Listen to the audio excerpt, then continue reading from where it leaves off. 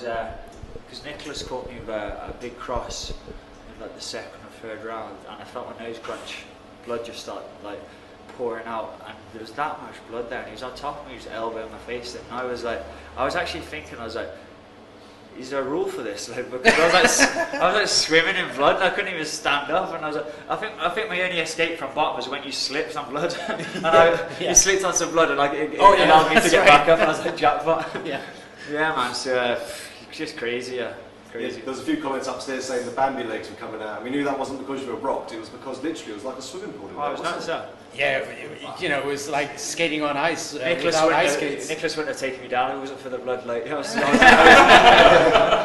see in the next fight. So, Nicolas, what were you thinking when you were on top of our man here? But no disrespect to yourself, it looks like you were dominating. You were landing some strong strikes. And the ref stood you up. You must be thinking, I could have finished. You put your arms out. What were you thinking? I wasn't really thinking at that point. I was just, I trust Mark Goddard so much that if he intervenes, I know there's a reason. He's one of the best referees in the world, so much respect to him. So when he went in, I was just like, I wasn't thinking about the reason. I just knew that it was right for him to step in at that point. And then when he told me afterwards, I was like, he told us that, it's too slippery. I was like, fair enough.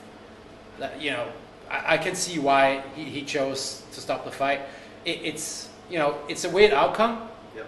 It's a bit awkward. Very. Yeah. In a good way, but it is what it is. It was out of my hands. It was out of Ross' hands. We did what we could.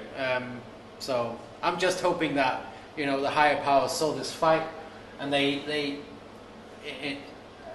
hope that they, not in spite of, but because of the performance we delivered, they're going to look at the fight and be like, okay, these guys deserve a shot.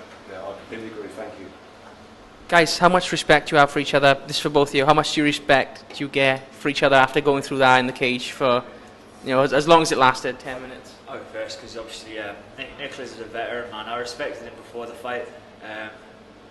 Seasoned and experienced veteran. I said in a few interviews, just watching him for years, the dude's a killer. Yeah. And he knew that in my head, no matter what I was tweeting and like posting online and stuff, man. Me and my coaches knew that we had our hands full with Nicolas, but I just like to be confident. I didn't want to get too friendly, man. But I've got massive respect for Nicolas, man, and I hope I've earned a bit of his respect as well. No, tons of respect, yeah, for sure.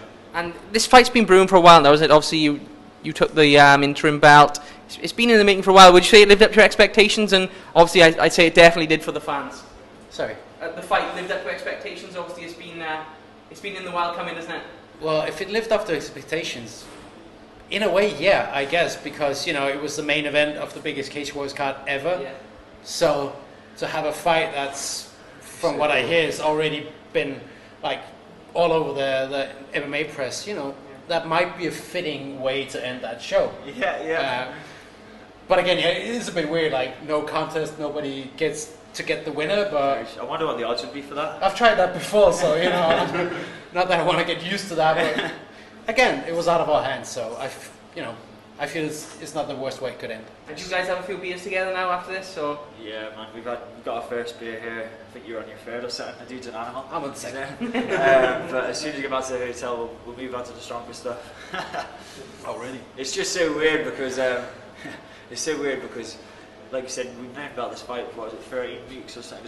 It was announced for quite a while out. It was quite a long time for me anyway. So the fight was in my head for a long time. And you go through the scenarios and the outcomes in your head before you go to sleep. You wake up, it's on your mind constantly, and then before you know it, you're getting walked out to the cage. You're standing in front of the person that you thought about for the past 3.5 months, and now it's over, and it's just like, what the fuck? It's just weird.